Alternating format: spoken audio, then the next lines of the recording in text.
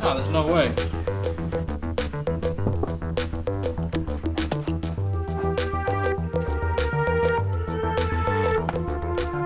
Yuri had to have been imagining things. There's no way anybody could get in here.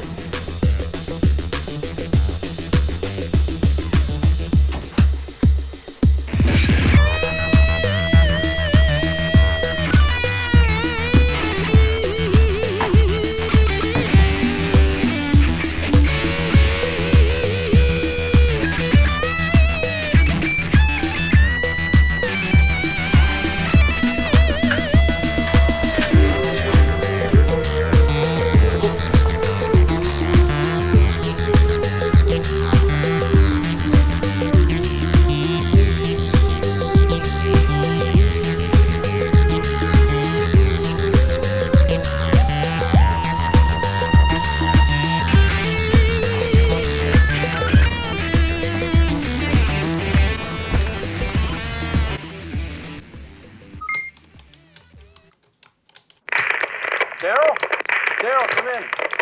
Daryl, pick up. Why aren't you answering? Yo. Daryl, I think somebody might have broken in. I need you to check on it for me.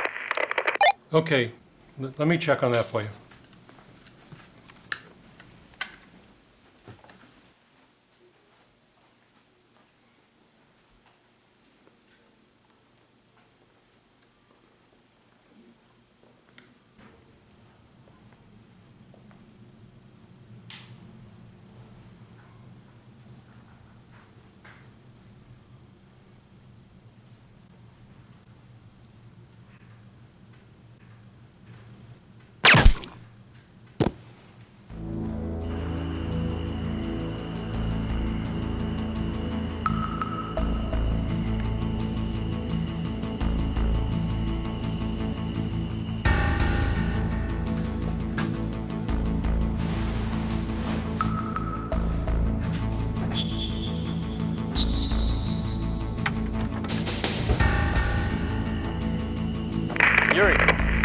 Yuri, pick up. Yes. Yeah, I just sent Daryl to go check on a possible intruder. I need you to check on him. Carlos Viles.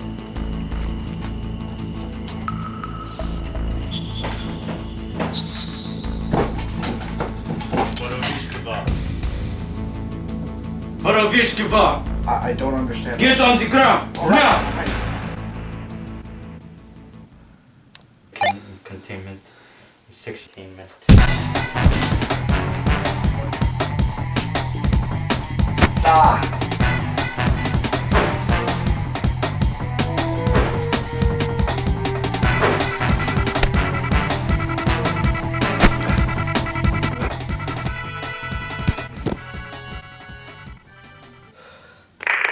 Yuri, pick up.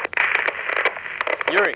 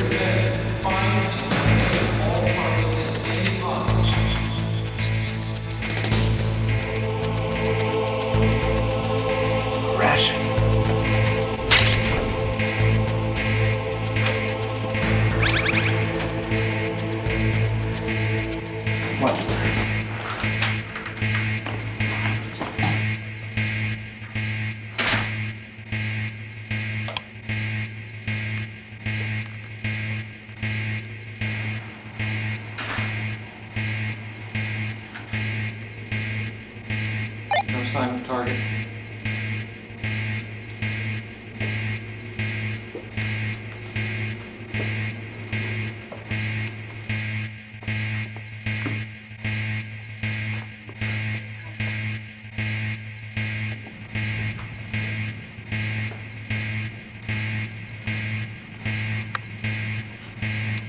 Still no sign of target. 10-4 over.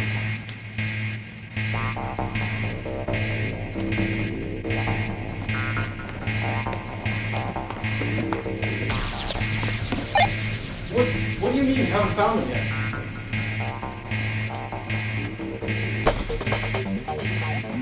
Where is he? I don't know. I found him. I repeat, I found the intruder. Crap.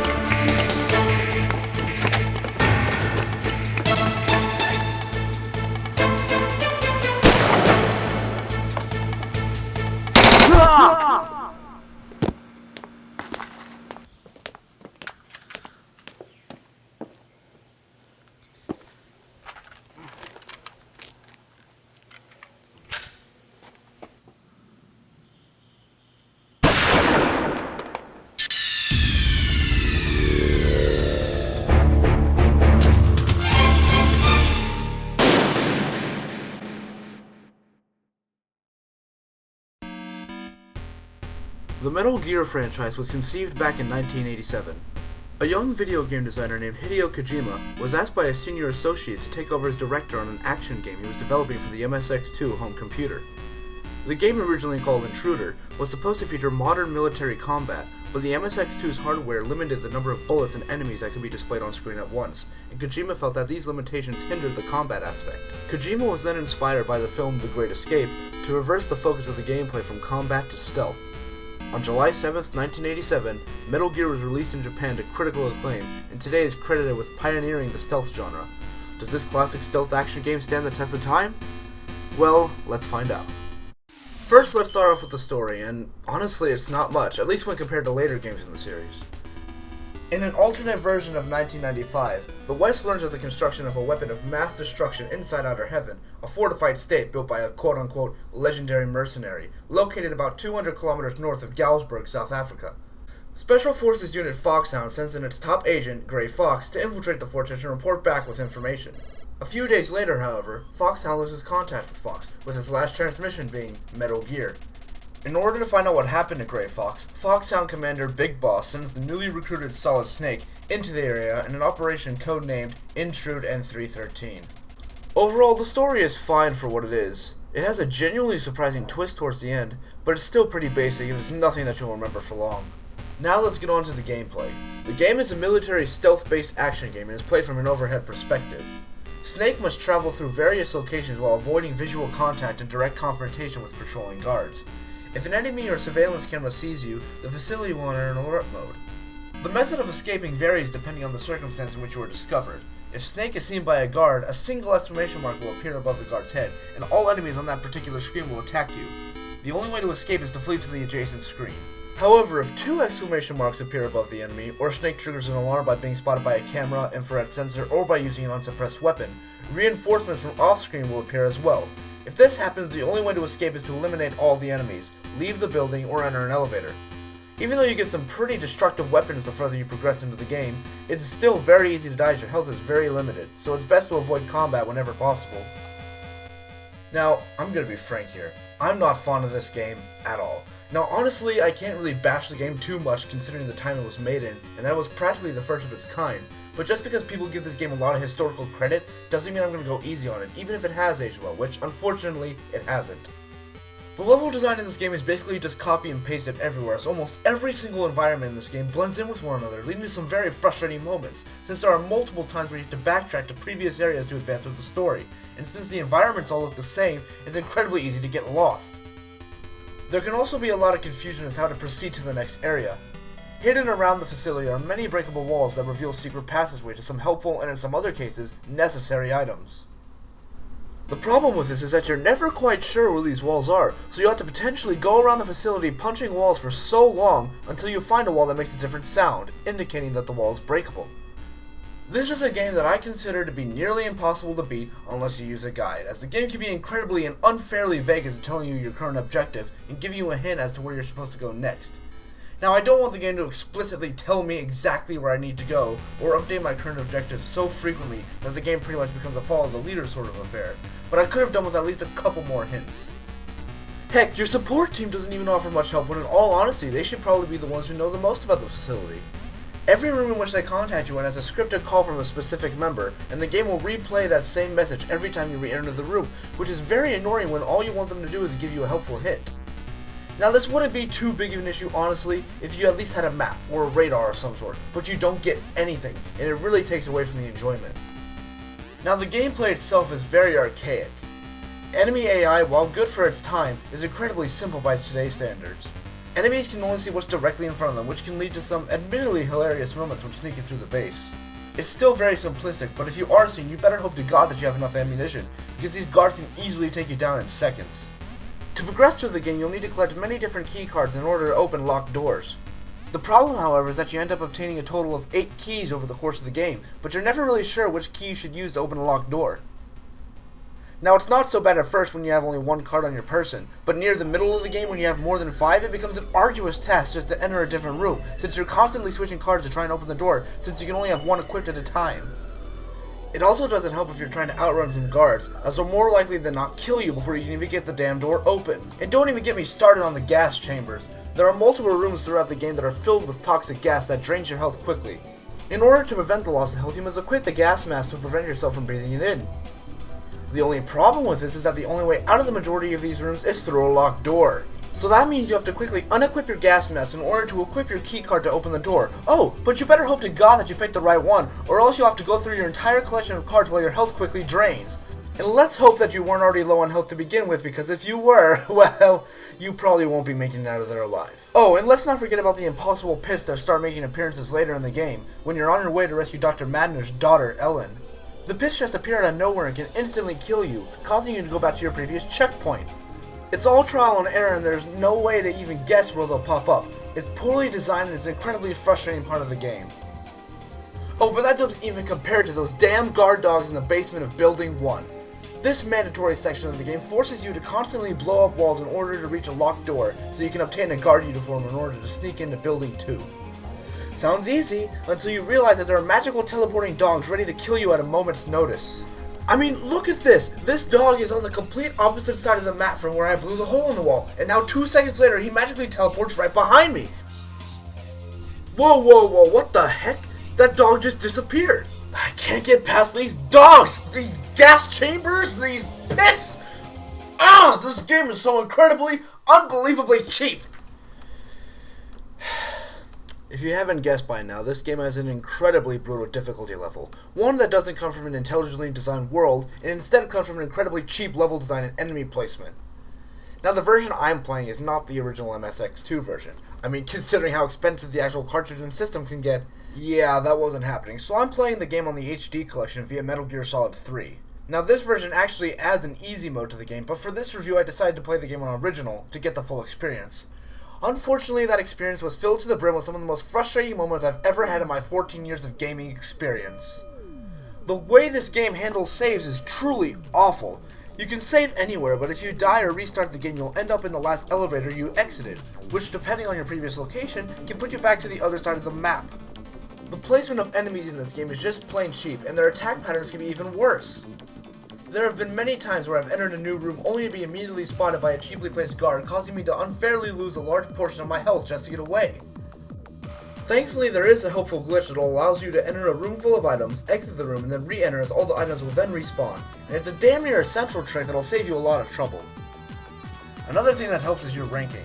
See, at the beginning of the game, your health and amount of ammo you can carry is very low, but by saving various POWs throughout the facility, your rank will increase, thereby increasing your max amount of health and ammo. If you accidentally kill a POW, however, you'll be demoted to your previous rank, thereby permanently losing a health and ammo upgrade, which practically makes the game unwinnable towards the end, so watch out. And be careful when fighting Dirty Duck, because he uses the POWs as a shield. Now, hold on, what kind of a name is Dirty Duck? The other bosses in the game get some cool names like Shotmaker, Fire Trooper, and Bloody Brad. Well, alright, that's not the most intimidating of names, but nothing sounds as degrading as Dirty Duck. The original MSX version of the game is notorious for having a hilariously awful English translation, filled to the brim with grammatical errors. The names of the bosses also failed to translate well, and many of them are even more hilarious than before, such as Shotmaker becoming Shoot Gunner, and Dirty Duck becoming Coward Duck. At the end of the game, you face off against Metal Gear itself, but good luck trying to beat him, because unless you either wrote down or remembered the bomb pattern that Dr. Madnar gave you earlier, then you're just going to keep dying over and over again until you end up looking up the pattern on the internet, which is what I ended up doing. The game's soundtrack really only consists of about 3 tracks which play on an endless loop throughout the entire game. Now I can't really bash the soundtrack too much given the technical limitations, and I really dig the alert theme and the ending theme, but I feel as though the other songs should have been composed with a little more pep. Overall, the original Metal Gear is a very frustrating experience due to incompetent level design, cheap enemy placement, and a host of other problems that prevent it from being a fun, well-made, and challenging experience. I don't recommend playing this game unless you're just really interested in seeing how the series started out. I'm giving this game a 4 out of 10. The original game actually sold very poorly upon its initial release on the MSX2 in Japan, but a port of the game to the NES in North America sold very well, so well in fact that Konami commissioned a sequel to be made exclusively for the North American market, without the consent of Hideo Kojima. While on a train in Tokyo, Kojima happened to bump into a member of the game's development staff, who informed him of the game's existence. This chance meeting inspired Kojima to develop a sequel to the original game, and thus Metal Gear 2 Solid Snake was born. The game was released exclusively in Japan on July 20th, 1990, and yet again received critical acclaim, with many calling it better than the original. Has this game aged as poorly as the original? Actually, no. In fact, this is actually a really solid game. The story of Metal Gear 2 is a lot deeper and more involved than the first. Taking place 4 years after the end of the first game in a fortified state known as Zanzibar Land, located in Central Asia.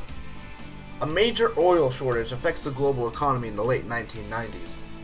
A Czech scientist by the name of Dr. Kiyomar creates a new species of algae, oilix, that is capable of creating petroleum-grade fuel with little expense and effort.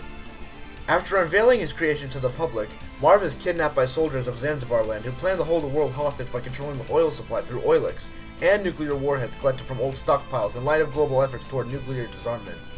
Foxhound's newest commander, Roy Campbell, brings Solid Snake out of retirement and sends him to Zanzibar Land to rescue Dr. Marv on Christmas Eve 1999. The game's story is extremely well told given the limitations of the MSX2, and there are some legitimately shocking moments which I won't spoil here. Unlike the last game, the story presented here actually develops the characters, which really makes the plot twist all the more engaging. Plus, the game has some great social political commentary. Overall, the story is a major improvement over the first game, which is nothing compared to this. I'm extremely happy to report that the gameplay has improved substantially since the last game. Enemies now have a 45-degree field of vision and can turn their head, which makes the game more challenging and adds a nice bit of strategy. Enemies can now move across multiple screens and they don't automatically respawn after you kill them, or when you re-enter a room. Now this sounds like it would be really aggravating considering the fact that I had a major problem with cheap and unpredictable enemy placement in the last game, but this time the developers added a great new feature, the radar. The radar shows you the locations of enemies and acts as a map of sorts, which helps ease a lot of the frustration found in the previous game. But be careful, as the radar will be temporarily jammed if you're spotted. Combined with the smarter enemy AI, sneaking through Zanzibar Land is actually a lot of fun in this game. There was never a moment where I was blindsided by an enemy because of the radar's 3x3 grid. Plus, being able to see the general position of enemies off screen allows for better planning your moves and leads to a more comfortable and enjoyable experience. Don't get me wrong, this game can still get very challenging, but in a good way thanks to good level design and enemy placement, a department in which the last game lacked. Snake has a few new moves this time around. He can now duck and crawl into crevices and air vents, allowing for some very tense and challenging stealth sections.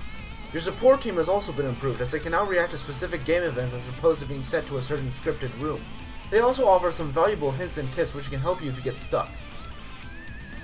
Although the game map is a lot bigger than in the last game, you never feel lost as each area has its own unique architecture and set pieces that help distinguish them from one another, leading to a lot less frustration. The way items and health are handled is a lot more effective than in the last game. There are no POWs to find, so instead of finding a set number of hostages to increase your rank, your max health and ammo will automatically increase whenever you defeat a boss. I find this system to be a lot more accessible than finding the POWs in the previous game, because now you'll always have the necessary amount of health needed to take on the next challenge the game throws at you. Items in this game have also been improved, whereas in the last game you got a total of 8 cards to constantly swap through to open doors. You can now find a master card that condenses the total amount of cards down to 3, which allows you to more quickly access doors. I would have much preferred having the cards upgrade as you collected them, allowing you to open any door with the current level card and any level below it, but this is still a vast improvement over the original. There was only one time in this game where I found the level design to be cheap, and that was when you had to follow the hidden truck road in the swamp. Finding the right path was just constant trial and error. Unless you have a guide, which I don't recommend since this game is actually beatable using your own skill, you can end up spending up to 15 minutes finding the right path. And the bad thing is that you have to find the path twice. Once to face the boss, and then once to sneak into another area of the facility. Thankfully though, that's the only real cheap moment of the game. My only real complaint about this game is the increased amount of backtracking. I won't spoil the story any, but there are several times where you have to backtrack to Building 1 from Building 2 in order to complete an objective, and it can get very grating. There's an extremely annoying portion near the end of the game. You make it to the final room where the final boss awaits you, only to discover that the door is locked and none of your key cards will open it. It turns out, after hearing a tip from Campbell, that you have to travel all the way back to the grassy area where you fought a boss almost half an hour ago in order to find a key that he dropped in order to open the door. That last 20 minutes of backtracking really seemed unnecessary and broke the pace of the game. Thankfully it wasn't enough to ruin the experience for me, but I just thought it'd be good to point it out. The game's bosses have also seen an enormous upgrade in uniqueness and in challenge. No longer do you simply have to dodge a boss until he stops to rest to attack him. The bosses in this game have some pretty interesting mechanics behind them, leading you to think outside the box to find some very creative ways to beat them. The graphics and music are miles better than in the original game. In fact, I'd go as far as to say that this is one of, if not the best looking 8-bit game that I've ever played. Character sprites are fluid and animated well, while the HUD and the overall look and scope of Zanzibar Land give the game a sense of gravitas that the first game didn't have, well with all the muted colors and such. I just remember seeing a lot of green and grays, and it just wasn't very appealing to the eye. And I get that was probably the point, but I much prefer the sequel's more saturated and colorful look, at least for an 8-bit game. The soundtrack is also more varied, with more than 4 tracks, and the sound team really created some kick-ass tunes. The alert theme, boss theme, and ending theme are all really well composed, and the actual instrumentation sounds amazing for an 8-bit game. But my absolute favorite song from the game has to be the theme of Solid Snake. I'm not exaggerating when I say this, but I honestly believe that this is one of, if not the best theme song to any video game character, period. It may sound very repetitive at the beginning, but when starting up the game for the first time and listening to it as the intro plays, the song builds up for about a minute and a half before the song explodes and the main portion plays. It's so empowering and surprisingly emotional towards the end, and it really sets the tone for the rest of the game. Overall, Metal Gear 2 Solid Snake does what a good sequel should do. It improves upon the first game's mechanics, gives us a much bigger and exciting world to explore, improves enemy AI and boss battles, gives us a more engaging story with more compelling characters, presents to us intelligent level design with good enemy placement, and provides a kick-ass soundtrack. While I'm not a big fan of the extensive backtracking in that one cheap section in the swamp, the game, overall, just gets rid of most of the bullshit design philosophies held by the first game in order to give us a truly engaging and rewarding gaming experience. This game is a true classic and one that I'll definitely be coming back to many times in the future. I'm giving Metal Gear 2 Solid Snake an 8.5 out of 10. Anyways, thank you guys for watching this review, and I'll see you all next time.